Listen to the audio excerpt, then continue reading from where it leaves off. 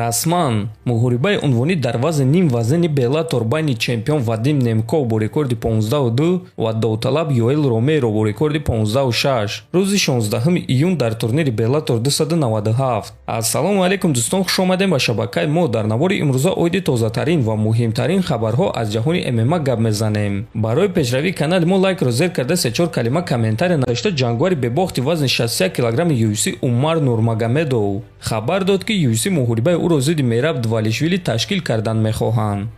UFC Дана Вайт ба ман муҳорибаи асосии турнир рӯзи 13 май зидди Мераб Двалишвили пешниҳод карданд. ман пешниҳоди онҳоро қабул кардам. аз сабабе ки Мераб айни замон осеб дорад, ман ба ӯ саломатӣ орзумандам. аммо моҳи июн ё июл ман ӯро дар қафас интизор мешавам, навиштааст Нурмагомедов. фикр мекунам ки муҳорибаи онҳо муҳорибаи хеле шавқовар мешавад, чунки ҳар дуи ҷангваро гӯштини хуб доранд.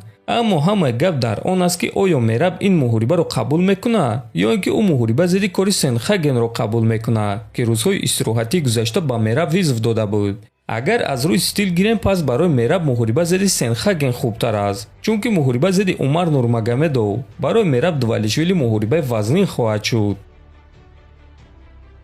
ҷангвари машҳури UFC Хорхе Масвидал ситораи UFC Ҳамзат Чимаевро таҳқир кард. ман суханҳои Ҳамзат Чимаевро дидам, ки дар он ӯ ба Алекс Перейра визв дода буд. ту худат кӣ ки ба Алекс визв медиҳӣ? ӯ чемпиони ҷаҳон аст. ту бошӣ ҳатто як муҳориба бо ҷангварони то 15 вазни миёна гузарондагӣ нестӣ. ту наметавонӣ ки аз вазни даркорӣ 4 килограмм зиёд бошӣ ва баъд муҳорибаи унвонӣ талаб кунӣ. аввал муҳориба гузарон ва баъд гап зан. ҳозираш да боша, хубтараш даҳонатро пӯш. зидди Гилберт Бёрнсе ки ӯ бо як аъзо бо қарори на ҳамаи доваро ғолиб шуд, мебинем ки ман чӣ кор мекунам ва одамон фарқият байни ман ва ин аблаҳи насли наврасро мебинанд, гуфтааст Масвидал. хотиррасон мекунем ки Ҳамзат Чимаев дар муҳориба зидди Гилберт Бёрнс бо қарори ҳамаи доваро ғолиб шуда буд, аммо Масвидал гуфт ки бо қарори на ҳамаи доваро. ҳамчунин ногуфта намонад ки худи Хорхе Масвидал муҳорибаи навбатии худро аллакай шаби 9 апрел дар турнири UFC 287 зидди Гилберт Бёрнс мегузаронад. президенти UFC Дана Вайт ба чемпиони вазни ним миёна Леон Эдвардс ки бо Колби Ковингтон ҷангидан намехоҳад ҷавоб дод. гӯш кунед, ман мухлиси Колби Ковингтон нестам, аммо Колби сазовори муҳорибаи унвонӣ аст. ман Леонро гунаҳгор намекунам. ӯ 2 маротиба Усманро шикаст дод ва акнун ба ӯ боз рақиберо медиҳанд ки стилаш ба стили Усман монанд аст. вақте ки ту чемпион мешавӣ, ҳама ба сари ту мераванд.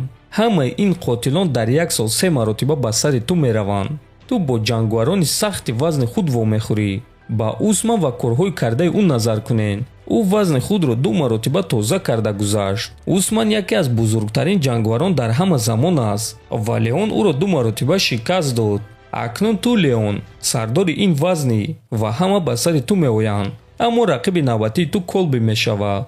агар ки камару Усман вуҷуд намедошт, пас ҳозир чемпиони вазни ним миёна Колби Ковингтон мебуд. ӯ ҳама вақт дар ин ҷо буд. ӯ вазни даркориро кард. ҷангвари эҳтиётӣ буд ва омода буд ки ба ҷои Усман ё Леон ба муҳориба барояд. боз миллион сабабҳои дигар аст ки Колби Ковингтон сазовори муҳорибаи унвонист, гуфтааст Вайт. дӯстон, худи шумо бо суханҳои Дана Вайт розӣ ҳастен ё ба фикри шумо Колби Ковингтон сазовори муҳорибаи унвонӣ нест? фикротонро нависен, ҳатман дар канали мо обуна шавен. то боздид, хонободу сарбаланд бошен.